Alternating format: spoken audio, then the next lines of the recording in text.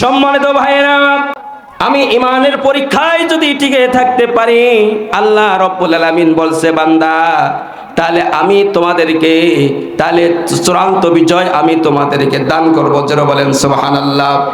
আল্লাহ রাব্বুল আলামিন 3 নম্বর সূরা আলে ইমরানের 139 নম্বর আয়াতে কারিমা দয়ের মধ্যে আমাদেরকে সুন্দর করে জানিয়ে দিলেন। যারা পারেন তারা আমার সাথে পড়ুন, ওয়ালা তাহিনু ওয়ালা তাহসানু ওয়া আনতুমুল আ'লাউনা ইন কুনতুম মুমিনিন। বলেন আল্লাহু আকবার।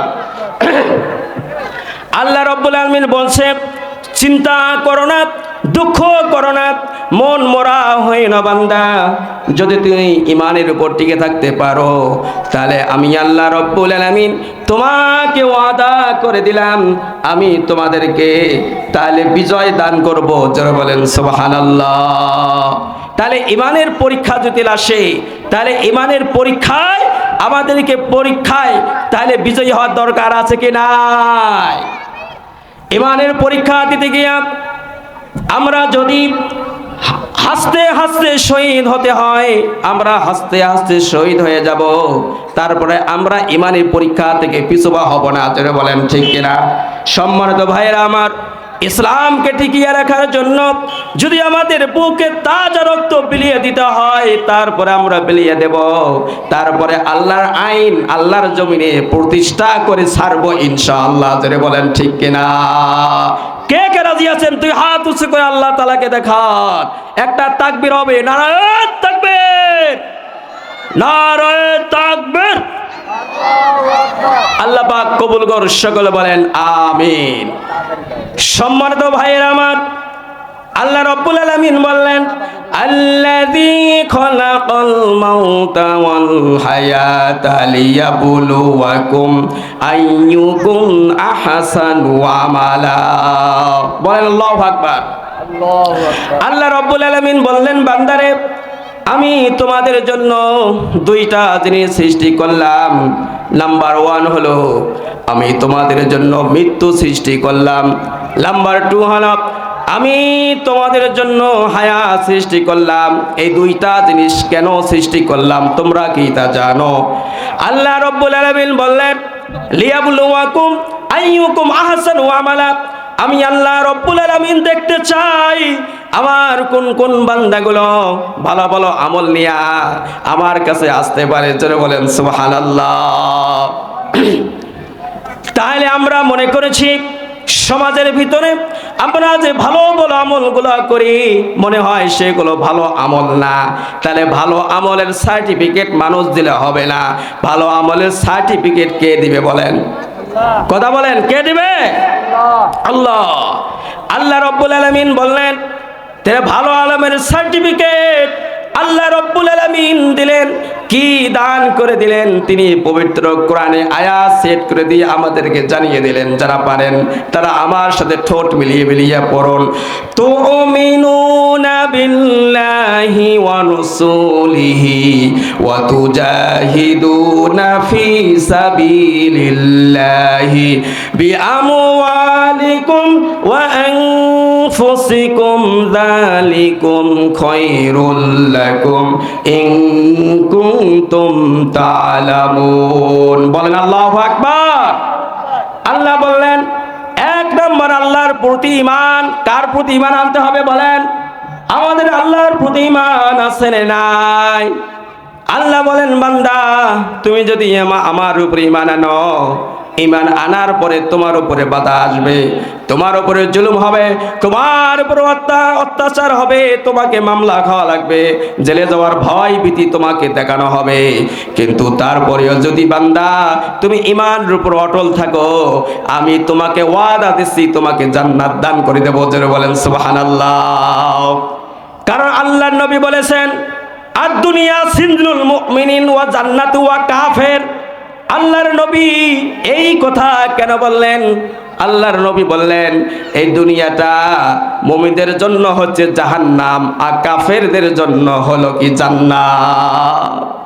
তাহলে যে সমস্ত নবী রাসূলরা এসেছিলেন তারাও ঈমানের কথা বলতে গিয়া তাহলে বাধার সম্মুখীন হয়েছিলেন কিনা হয়েছে না বলে? শুধু তাই নয়, আমার নবীও বাধার সম্মুখীন হয়েছেন, তার সাহাবারাও বাধার সম্মুখীন হয়েছেন। যারা বলেন ঠিক কিনা? সম্মানিত ভাইয়েরা আমার, তাহলে ঈমানের উপর আমাদের টিকে থাকার দরকার আছে কি নাই? হযরতে আম্মার রাদিয়াল্লাহু তাআলা তার পুরা পরিবার যখন আমার রাসূলের হাতে হাত রেখে বায়াত গ্রহণ করে মুসলমান হলেন, এই কথা যখন কাফির মনিবের কানে চলে গেল, ওই কাফির মনিব এবার কি করলেন? এবার পরামর্শ করলেন কি করা যায়। এবার আবু জেহেলের নেতৃত্ব বাহিনীরা তারা কি করলেন? তারা পরামর্শ করলেন যে আম্মার সহ তার পুরা পরিবারকে উঠিয়ে নিয়ে আসো। তার পুরা পরিবারকে যখন উঠিয়ে নিয়ে আসা হলো, সম্মানিত বাবাজিরা আমার, ও আমার বন্ধুগণ, একটু দিলের কান লাগাই আমরা শুনি। যখন তার পুরা পরিবারকে যখন উঠিয়ে নিয়ে আসা হলো, আবু জেহেলের নেতৃত্ব বাহিনী ওই আম্মারকে বললেন, হে আম্মা, তুমি কেন বাপ দাদার বংশের সূত্রে পাওয়া ধর্মের জলাঞ্জলি দিয়া তুমি কেন ইসলাম গ্রহণ করেছ? তুমি কেন মুহাম্মদ বিন আব্দুল্লাহর পুত্র, তুমি কেন তার ইসলাম গ্রহণ করেছো? আম্মার, তুমি ইসলাম ছেড়ে দে, এই ঈমান ছেড়ে দে আম্মার। এবার আম্মা রাদিয়াল্লাহু তাআলা বললেন, আমি সত্য ধর্মের উপর প্রতিষ্ঠিত হয়েছি।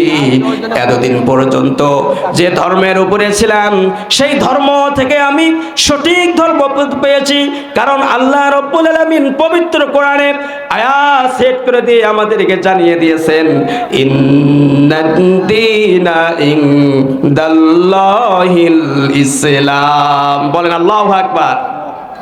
আল্লাহ রাব্বুল আলামিন বললেন, সব থেকে আমার কাছে মনোনীত ধর্মের নাম হচ্ছে ইসলাম। বলেন কি? ইসলাম। সম্মানিত বাবাজিরা আমার, একটু দিনের কান লাগে আমরা শুনি। এবার আম্মার রাদিয়াল্লাহু তাআলা আনহা তাকে যখন ধরে নিয়ে আসা হলো, তার শরীর থেকে কাপড়গুলো খুলে নেওয়া হলো। তার পরিবারের সদস্যদের শরীর থেকে যখন কাপড়গুলো খুলে নেওয়া হলো, এবার প্রচন্ড মরুভূমির বালুকণাগুলো যখন উত্তপ্ত হয়ে গেছে, গরম হয়ে গেছে, ওই বালুকণার মধ্যে আম্মার সহ তার পরিবারের যতগুলো সদস্য ছিল ওই মরুভূমির উপরে তাদেরকে শুইয়ে দেওয়া হলো। সম্মানিত বাবাজিরা আমার, এবার ওই মরুভূমির বালুকণাগুলো যখন গরমের মতো যখন উত্তপ্ত হয়ে গেছে, ওই বালুকণার মধ্যে যখন তাদেরকে শুইয়ে দেওয়া হয়েছে, আবার বুকের উপরে পাথর চাপা দেওয়া হয়েছে। এই গরমের কারণে তার পিঠের চামড়াগুলো ঝলসে গেছে। তারপরে সম্মানিত বাবাজিরা আমার, এবার আম্মার তারপরে বললেন, আমি ঈমান ছাড়ব না। তার পিতা ইয়াসির রাদিয়াল্লাহু তাআলা তিনি বললেন, আমি ঈমান ছাড়ব না।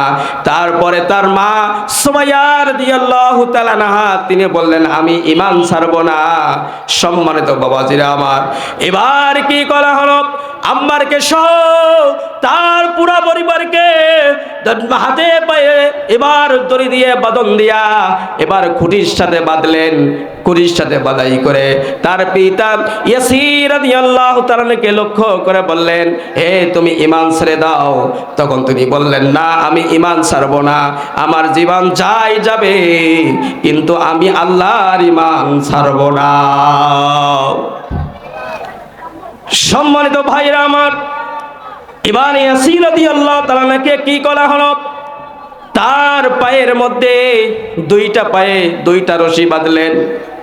বাঁধার পরে তারপরে 2টা উট সংগ্রহ করে নিয়ে আসলেন। 2টা উটের গলার মধ্যে রশি বেঁধে দিলেন। আর আম্মা আর ইয়াসির রাদিয়াল্লাহু তাআলাকে 2টা উটের মাঝের মধ্যে রাখলেন।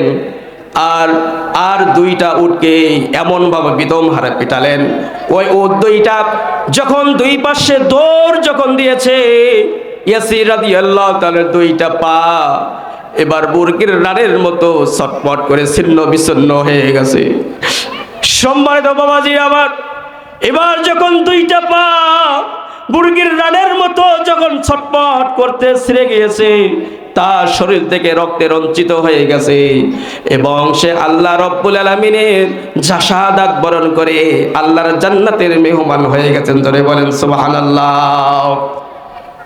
সম্মানিত ভাইয়েরা আমার, এবার আম্মারকে লক্ষ্য করে বলা হলো, রে আম্মার, ঈমান ছেড়ে দে। সুমাইয়াকে বললেন, ও সুমাইয়া, তুমি ঈমান ছেড়ে দাও। তখন বললেন যে না, আমরা ঈমান ছাড়ব না। তখন বললেন, হে সুমাইয়া, তুমি যদি ঈমান না ছাড়ো তাহলে তোমার ছেলে, তাহলে আম্মারকে এবার মানে মারা হবে। সম্মানিত বাবাজিরা আমার, এবার আম্মারকে ধরে নিয়ে যাওয়া হলো। ধরে নিয়ে যাওয়ার পরে তার মার সামনে এমনভাবে বেদম হারে পিটাতে লাগলেন, এবার আম্মার বেহুশ হয়ে গেলেন। তারপরে সুমাইয়া রাদিয়াল্লাহু তাআলা না এবার দীপ্ত কণ্ঠে কালেমার ঘোষণা দিতে লাগলেন। জোরে বলেন সুবহানাল্লাহ।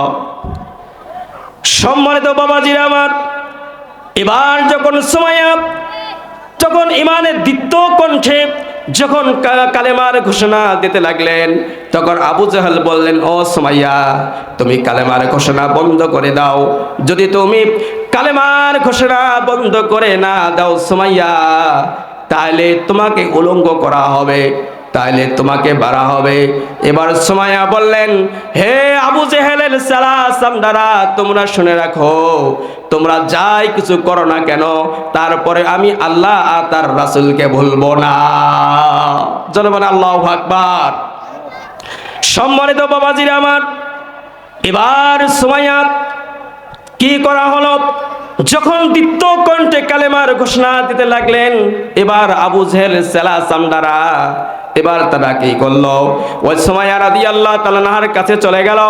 তার শরীর থেকে যখন পোশাকগুলো খুলে নেওয়া হলো, এবার সুমাইয়া আল্লাহকে ডাকলেন, ওগো আল্লাহ, আজকে ঈমানের উপর অটল থাকার কারণে দেখো আবু জেহেলের চেলা সামদারা তোমার সুমাইয়াকে উলঙ্গ করে দিয়েছে।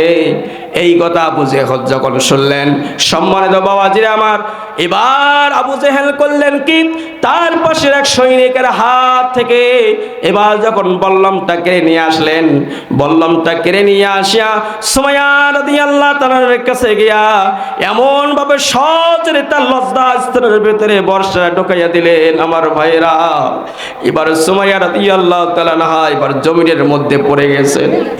এবার সুমাইয়া যখন জমিনের মধ্যে যখন পড়ে গিয়েছেন, তার শরীর থেকে বিদম হারে রক্ত বের হওয়া শুরু হয়ে গেছে, এমন ভাবে রক্ত পড়া শুরু হয়ে গেছে। আর আল্লাহকে বলছে, ওগো আল্লাহ, এবার না ছাড়ার কারণে দেখো আবু জেহেলের নেতৃত্ব বাহিনী তোমার সুমাইয়াকে আজকে আমার লজ্জা স্থানে বর্ষা ঢুকে দিয়েছে। ওগো আল্লাহ, ওগো আল্লাহ, তুমি কি দেখতে আসবে না? তোমার সুমাইয়াকে তুমি দেখতে আসবে না আল্লাহ? এবার আল্লাহ রব্বুল আলামিন বললেন, ও ফেরেশতা জিবরাইল, যাও যাও, আমি কেমনে আমার সুমাইয়ার কাছে আমি যাব। ফেরেশতা জিবরাইল, তুমি জলদি করে যাও, আমার জান্নাতটা আমার সুমাইয়ার চোখের সামনে ধরো। জোরে বলেন আল্লাহু আকবার। সম্মানিত ভাইয়েরা আমার, এবার সুমাইয়ার সামনে যখন ওই জান্নাতটাকে যখন ধরা হলো, এবার সুমাইয়া রাদিয়াল্লাহু তাআলা আনহা এবার মুস্কি মুস্কি হাসা শুরু করে দিলেন। এবার আবু জেহেল সালাসাম ধরা বলা শুরু করলো যে সুমাইয়া তো পাগল হয়ে গেছে, কই সুমাইয়া পাগল হয়ে গেছে, সুমাইয়া পাগল হয়ে গেছে। এই কথা সুমাইয়া রাদিয়াল্লাহু তাআলা আনহা যখন শুনলেন, হে আবু জেহেল সালাসাম দ্বারা, তোমরা ঠিকই বলেছো, আমি পাগল হয়ে গেছি, আমি আল্লাহর প্রেমে পাগল হয়ে গেছি। তোরে বলেন সুবহানাল্লাহ। সম্মানিত বাবাজিরা আমার, দেখেন কি রকম তারা ইমানি অগ্নি পরীক্ষা দিয়েছে। সারে সম্ভ্রম, ইজ্জত, লজ্জা স্থানের মধ্যে বর্ষা পর্যন্ত ঢুকিয়ে দেওয়া হয়েছে, তারপরে তারা ইমান ছাড়ে নাই। জোরে বলেন ঠিক কিনা?